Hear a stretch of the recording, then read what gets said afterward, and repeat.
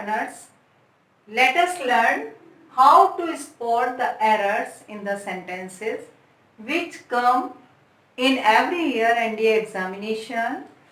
Now, let us start to pick out the errors. First sentence is Arabian Nights are a collection of very interesting episodes of adventure, no error. इस sentence को 4 part में आपके सामने divide किया गया है. Arabian Nights are first, a collection of second, very interesting episode of adventure and no error. इसमें आपको ये देखना है कि इस सेंटेंस में किस पार्ट में एरर है. अगर 3 पार्ट इसमें एरर के हैं और 4th पार्ट आपका नो एरर दिया है. अगर इनमें से किसी पार्ट में आपको एरर नजर आता है तो आप इसको जो आपके एग्जाम में आएगा वो इस तरह से यहाँ पर इसको हम ए करते हैं, मानते हैं, इसको हम बी पार्ट मान लेते हैं और इस वाले पार्ट को हम सी पार्ट मान लेते हैं और ये आपका नो एरर में आ जाता है. ठीक है. अब आपको नो एरर में ये देखना है कि इसमें किस वाले पार्ट में आपके एरर हैं. आप अरेबियन सी आप देख रहे हैं कि अरेबियन नाइट्स आर, ये एक कलेक्शन है, ये एक सिंगुलर नंबर है, ये एक बुक का नेम है. Arabian Nights are collection of interesting episodes of adventure. ये एक कलेक्शन है, ये कलेक्टिव नाउन है. कलेक्टिव नाउन हमेशा सिंगुलर में यूज होता है. तो यहां पर आपका ये जो आर है ये रॉन्ग है. इसकी जगह होगा Arabian Nights is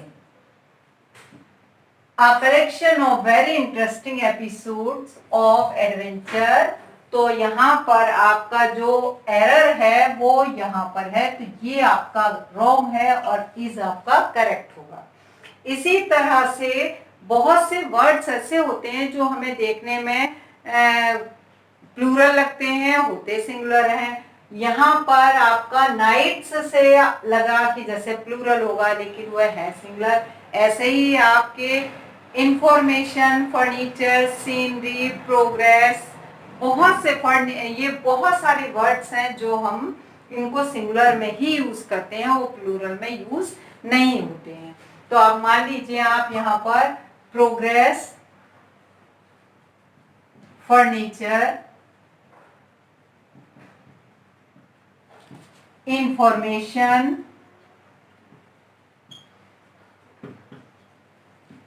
poetry, scenery और बहुत से वर्ड्स ऐसे हैं जिनको हम केवल सिंगुलर में ही यूज करते हैं. तो इनके साथ अगर आर आता है, ऐसे बहुत से वर्ड्स और भी मैं आपको बता देती हूँ. तो इसमें बहुत सारे वर्ड्स हैं जैसे आपका machinery, mystery, business, bedding, office spring, trouble, knowledge, politics, physics, economics, mathematics, जिसके लास्ट में आपको एस लगा हुआ दिखेगा. मान लीजिए आपका पॉलिटिक्स है, इकोनॉमिक्स है, सब में एस एस लास्ट में होता है लेकिन वो होते सिंगुलर हैं और यहाँ पर हमें ऐसा लगता है कि वो प्लूरल में है. तो ये आपको एरर समझ में आ गया होगा. तो ये आप हेल्पिंग वर्ब यहाँ पर जो आर लगा है ये रॉन्ग है. अब हम दूसरे सेंटेंस पे आते हैं. It is not my business. First sentence is it is not my business to give an advice to those who are not sensible enough to deal with their own business problem. and ये भी आपका ये ए part है और ये आपका B part हो गया और ये आपका सी पार्ट हो गया, ये आपका डी पार्ट हो गया. तो वहां आपके एग्जाम में पूछा जाता है कि किस पार्ट में मिस्टेक है. तो it is not my business, it is correct to give an advice. Correction कहाँ पर है आपका, ये एन का यूज नहीं होता है. मैं यहाँ पर आपको बता दूं एडवाइस भी सिंगुलर ही माना जाता है. जैसे कि इको वगैरह होते हैं तो एडवाइस का यूज भी ओनली फॉर सिंगुलर. तो ये सिंगुलर में ही आता है। यहाँ पर एन और टू का कोई मीन्स नहीं है, तो आपका यहाँ एरर जो है यहाँ पर ये नहीं होगा, ओनली एडवाइस होगा। टू मेक टू दोज, ये इसमें भी एरर आपका इस जगह बी पार्ट में आपका एरर है, वो भी एन का, ये रिमूव हो जाएगा और आपका सेंटेंस एरर लेस हो जाएगा। Third sentence, a farmer was leading oxes to his field of ploughing early in the morning, no error. ये भी आपका 1 2 3 पार्ट में है। ये फर्स्ट पार्ट हो गया और ये सेकंड पार्ट हो गया, ये आपका थर्ड पार्ट हो गया और ये आपका फोर्थ पार्ट हो गया। तो आपको एरर ढूंढना है कि एरर कहाँ पर है। अ farmer was leading access, access जो होता है ये आपका प्लूरल नंबर है, ये सिंगुलर ऑक्स का प्लूरल बना दिया है, या ऑक्सेस देखने में आपको लग रहा है बिल्कुल सही है, जबकि ये टोटली रॉन्ग है। ऑक्स का प्लूरल ऑक्सेन होता है। यहाँ पर जो आपका ये करेक्ट वर्ड होगा, ये तो आपका रॉन्ग है, इसकी जगह होगा OXEN। तो ये ऑक्सेन है, ये आपका करेक्ट वर्ड होगा, जबकि यहाँ पर आपको देखने से ही लग रहा है कि ये बिल्कुल सही है। जबकि आपको ये नाउन से रिलेटेड में अभी इस आपको 3 सेंटेंस में नाउन से रिलेटेड मैंने बताया कि जिस तरह इनमें हम सिंगुलर का यूज करते हैं, उसी तरह बहुत से वर्ड ट्राउजर है, सीजर है, वो प्लूरल लगता है लेकिन होते वो सिंगुलर है। सेम थिंग यहाँ नंबर में मैंने आपको बता दिया। ऐसे ही नंबर में आप देखिए सिंगुलर में जो नंबर यूज किए जाते हैं, तो जैसे ऑक्सेन और चाइल्ड, CHILD, ये एक चाइल्ड वर्ड है और एक आपका दूसरा ऑक्स वर्ड है। इसको आप इसमें चाइल्ड का चिल्ड्रन बन जाता है और ऑक्स का ऑक्सेन बन जाता है। तो इसमें कोई चेंजेस नहीं होता है कि चाइल्डस एस हो जाए, ऐसा नहीं है। तो इन दो वर्ड को आप अच्छे से समझ लीजिए कि इनका हमेशा इस तरह ही यूज होता है। ज्यादातर ये तीनों सेंटेंस वो है जो आपके लास्ट और बिफोर लास्ट ईयर में एग्जाम में आ चुके हैं। तो बहुत सिंपल से होते हैं, लेकिन थोड़ा थोड़ा आपको ध्यान देना पड़ेगा। जिन बच्चों ने नाउन और प्रोनाउन के बारे में नहीं किया है, वो डिस्क्रिप्शन बॉक्स में जाकर मेरी वीडियोस को आप नाउन और प्रोनाउन को देख लीजिए, तो उसमें और क्लियर हो जाएगा। इसके बाद मैं अभी प्रोनाउन के भी आपको बताऊंगी। He, you and I shall manage this problem together। यहाँ पर 4 पार्ट में आपको एक सेंटेंस डिवाइड किया गया है।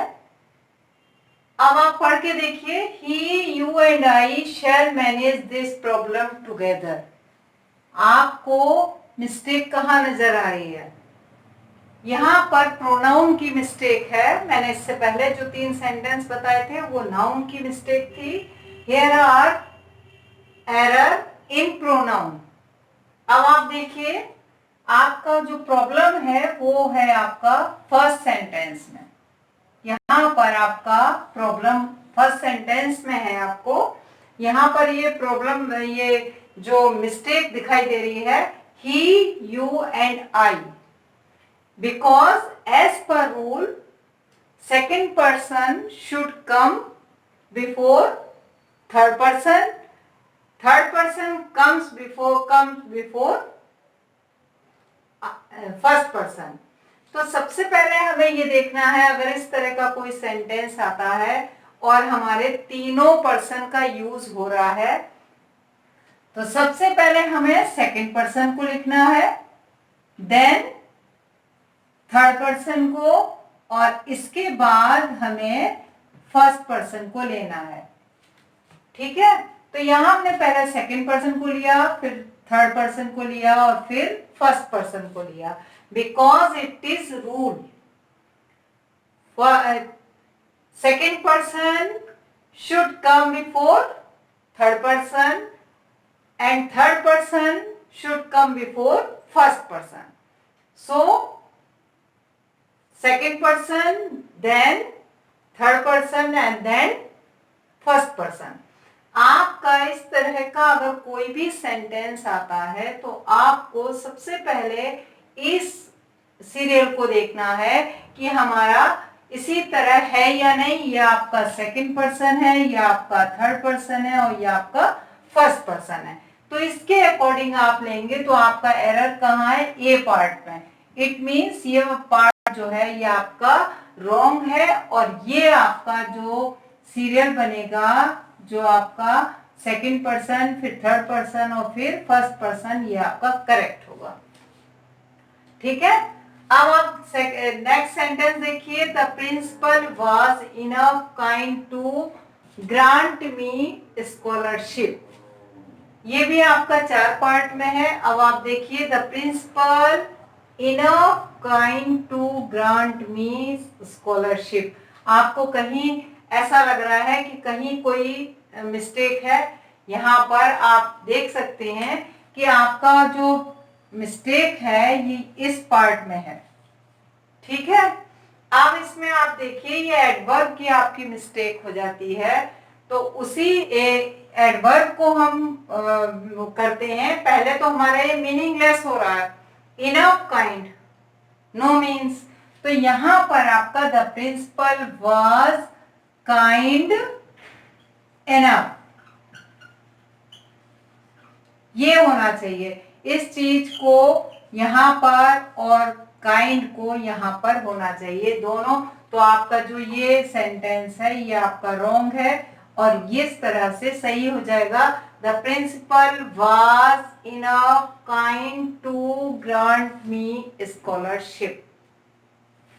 इस तरह का जब भी सेंटेंस आए, मान लीजिए ओल्ड पर्सन वॉक स्लोली, अभी यहाँ आपका सेंटेंस आ जाए कि ओल्ड पर्सन स्लोली वॉक, तो वो आपका ये एडवर्ब है, वो गलत हो गया। वॉक स्लोली की जगह स्लोली वॉक कर दिया जाए तो वो भी आपका रॉन्ग हो जाएगा। तो आप इस चीज को भी देखकर चलिए कि आपका सेंटेंस मीनिंगफुल बन रहा है या नहीं बन रहा है। अब आप 6 सेंटेंस को देखिए, 4 miles are not a long distance for a young person. ये भी आपका 4 पार्ट में सेंटेंस है। 4th पार्ट नो एरर के लिए हो जाता है, अगर कोई एरर नहीं है तो आप उसमें नो भी लिख सकते हैं। तो 4 miles are not a long distance for a young person, यहाँ पर ये सही है, यहाँ पर ये सही है। गड़बड़ आपकी कहाँ हो रही है, आर में। सो वाई 4 miles आपका काउंटेबल हो गया, ये आपका कलेक्टिव नाउन हो गया। कलेक्टिव नाउन का यूज हम सिंगुलर में करते हैं हमेशा, ये आपको पता ही होगा। तो कलेक्टिव नाउन में जब हम सिंगुलर करेंगे तो यहाँ पर इज होना चाहिए, यहाँ पर आर नहीं होना चाहिए। इसलिए 4 miles is not a long distance for a young person. तो यहाँ पर आपका कलेक्टिव नाउन के अकॉर्डिंग यहाँ पर आर की जगह इज का यूज होगा, तो आपका ये सेंटेंस भी करेक्ट हो जाता है। अब आप 7th सेंटेंस देखिए, there were no less than 50% present in the room. अब यहाँ देखिए, आप थोड़ा सा गौर करेंगे, अगर आपने नाउन और प्रोनाउन को अच्छे से पढ़ा होगा तो ये आपको बिल्कुल इजी सेंटेंस लगेगा। ये सारे सेंटेंस मैंने आपके एनडीए वाले ही पिछले साल के जो आते हैं वो सारे एनडीए वाले सेंटेंस हैं, वही सारे एग्जाम्पल मैं आपको समझा रही हूँ। ये आपके आ चुके हैं और मे भी क्या भी जाए, तो इसलिए आप इनको देख लीजिए। यहाँ पर आपको अलग से दिखाई दे रहा होगा कि यहाँ पर लेस का यूज नहीं होना चाहिए। क्यों नहीं होना चाहिए? अब आप देखिए, लेस जो होता है ये क्वांटिटी में होता है, ये हमारी एक मात्रा में, एक उसमें क्वांटिटी में यूज किया जाता है, ठीक है। जबकि पर्सन काउंटेबल पर्सन है, पर्सन जो होता है वो काउंटेबल होता है, काउंटेबल के लिए फ्यू का यूज होता है। तो यहाँ पे लेस की जगह किसका यूज होना चाहिए? क्योंकि यहाँ पे कंपैरेटिव डिग्री की तरह देन दिया हुआ है, तो यहाँ पर आप कर देंगे फ्यूवर, ठीक है। तो आपका सेंटेंस होना चाहिए, there were no fewer than 50% present in the room. अब आप यहीं से पर्सन से आपको मालूम पड़ गया कि काउंटेबल है, इसलिए यहाँ पर फ्यू का यूज हो रहा है। अगर यहाँ पे काउंटेबल थिंग ना होती, राइस होता, तो शायद ये लेस देन ठीक था। लेकिन अगर यहाँ पर काउंटेबल हमारा सब्जेक्ट है तो हम उसके लिए हम अनकाउंटेबल लेस को यूज नहीं कर सकते हैं। तो ये काउंटेबल होता है, जब भी हम कोई चीज काउंट करते हैं तो उसमें फ्यू का यूज होता है, और अगर अनकाउंटेबल होता है इसमें लिटिल का, लेस का यूज किया जाता है, ये आपको पता ही होगा। तो ये छोटी छोटी चीजें हैं जो आपको गौर करनी है, बहुत इजी और बहुत ही माइनर मिस्टेक आती है जो अगर आपने नाउन टू मतलब पार्ट ऑफ स्पीच को अगर आपने अच्छे से पढ़ा है, बहुत उसको डिटेल में अगर आपने अच्छे से पढ़ा हुआ है तो आप बहुत जल्दी उसको शॉर्ट आउट कर लोगे, कहाँ मिस्टेक है आपको पता चल जाएगी। जो बच्चे मुझे फर्स्ट टाइम देख रहे हैं वो बच्चे आप मेरी उसमें वीडियोस मैंने बनाई हुई है, पार्ट ऑफ स्पीच को बहुत अच्छे से डिटेल में समझा के बताया है, आप वहां देख सकते हैं, डिस्क्रिप्शन बॉक्स में लिंक है, उससे आप मेरी सारी वीडियोस पहली जो बनाई है ना पार्ट ऑफ स्पीच की, उसको आप डिटेल में देख सकते हैं। जो बच्चे मुझे फॉलो कर रहे हैं, जिनकी डिमांड पर मैं ये एनडीए की वीडियोस बना रही हूँ, वो बच्चे लाइक करना ना भूलें।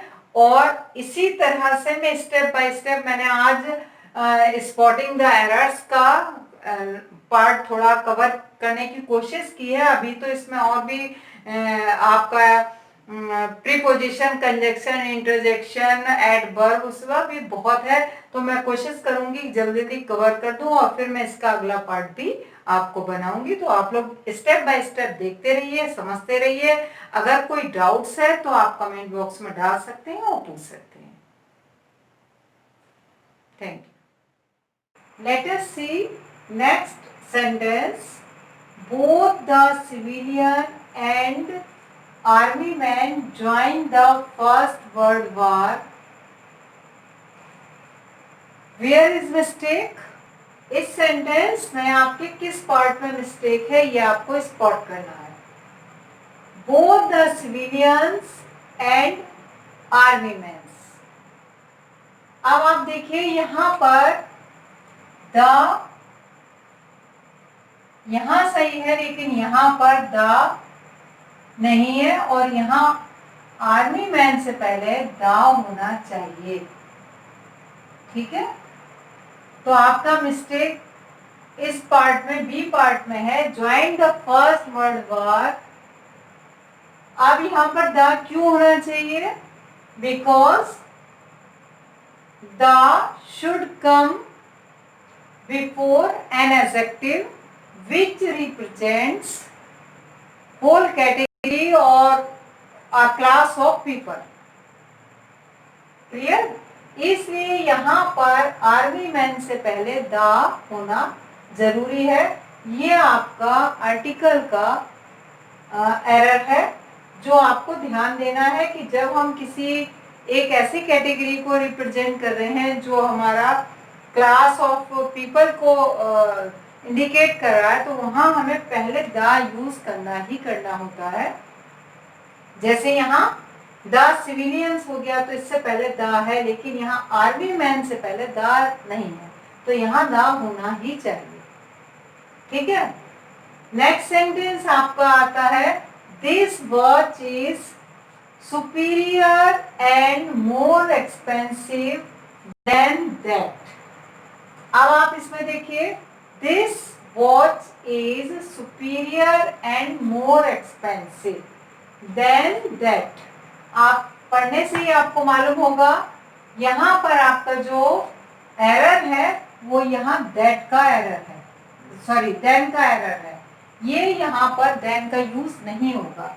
जब यहाँ पर जब भी आपका सुपीरियर आएगा, सुपीरियर के साथ में टू का यूज होता है हमेशा, इस बात का ध्यान रखिएगा। तो यहाँ पर टू आएगा और ये देन आपका रॉन्ग है और टू यहाँ पर करेक्ट हो जाएगा। तो this watch is superior and more expensive to that, it is correct sentence.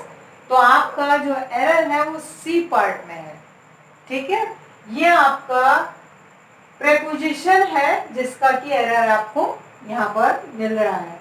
Next है they left their luggage at the railway station. They left their luggages at the railway station.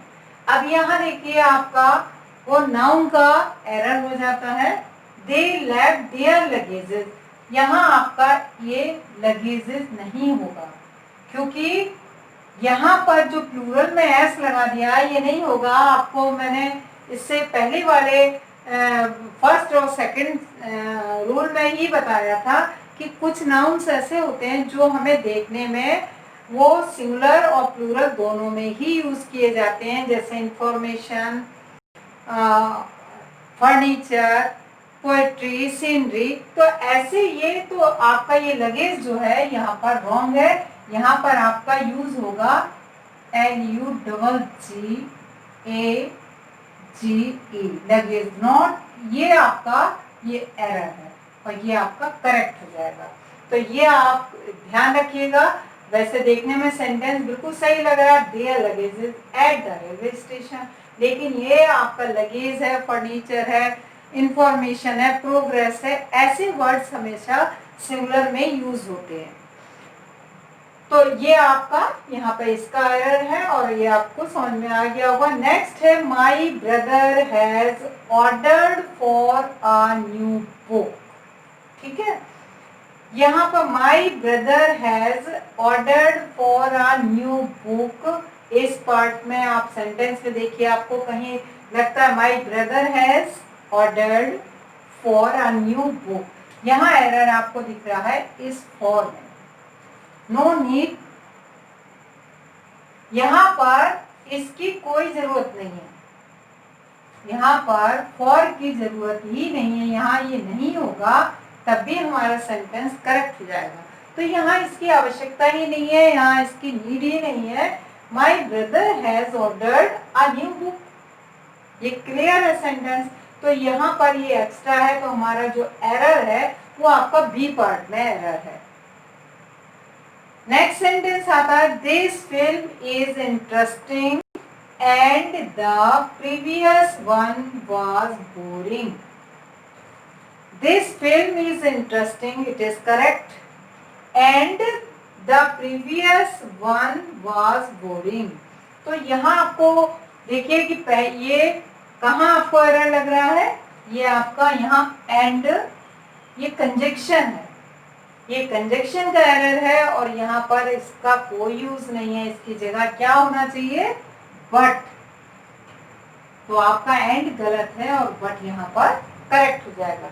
अब आप देखिए sentence को, this film is interesting but the previous one was boring, it is correct answer.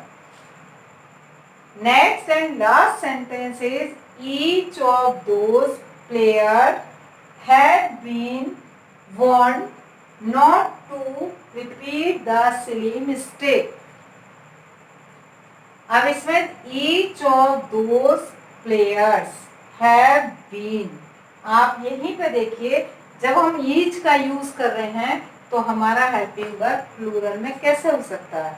तो आपका error किस part में है, B part में, और एरर क्या है ये, क्योंकि ईच के साथ में हमेशा सिंगुलर पर्सन मानते हैं ईच को, और ईच के साथ में आपका यहाँ पर हैव की जगह हैज होना चाहिए।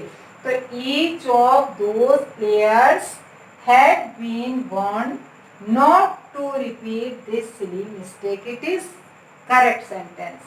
तो ये आपको ये 5 और 6 और मैंने इससे पहले भी जो बनाए हैं वो सारे आपको समझ में आ गए होंगे।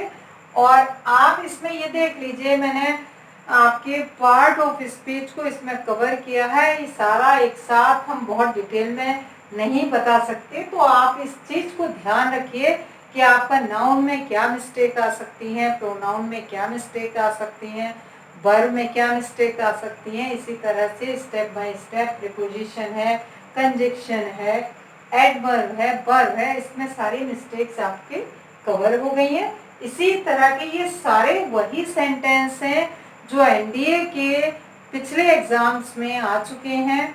वो आपके 16 to 19 के बीच में जो भी हुए हैं उसी के बीच से मैंने आपके सारे सेंटेंस आपके एनडीए के ही हैं। तो इस टाइप के सेंटेंस आते हैं। बस आपको ये ध्यान रखना है कि जो पार्ट ऑफ स्पीच है उसको आपको बहुत अच्छे से देखना है, उसके रूल्स को फॉलो करना है और उनको फॉलो करते हुए आप इसके एरर्स को अच्छे से स्पॉटिंग कर सकते हैं, उनको छांट सकते हैं और उसमें ये बता सकते हैं कि यहाँ पर, क्योंकि आपको केवल ये बताना है कि एरर कहाँ है, वो शो नहीं करना है कि किस चीज़ का एरर है, बस आपको ये शो करना है। लेकिन आप तभी शो कर पाएंगे जो आपको पता होगा। तो इसके लिए आपको ये ध्यान रखना होगा और आपको पार्ट ऑफ स्पीच के जितने भी स्टेप बाय स्टेप सारे जो वीडियोस हैं वो आपको मेरे सारे मिल जाएंगे। अगर आप चाहें तो उसको देख सकते हैं, उससे बहुत हेल्प मिलेगी आपको। और नेक्स्ट वीडियो में अब आपको स्पॉटिंग द एरर्स को छोड़कर मैं नेक्स्ट वीडियो आपके लिए तैयार कर रही हूँ, उसको भी आप ध्यान से देखते रहिए।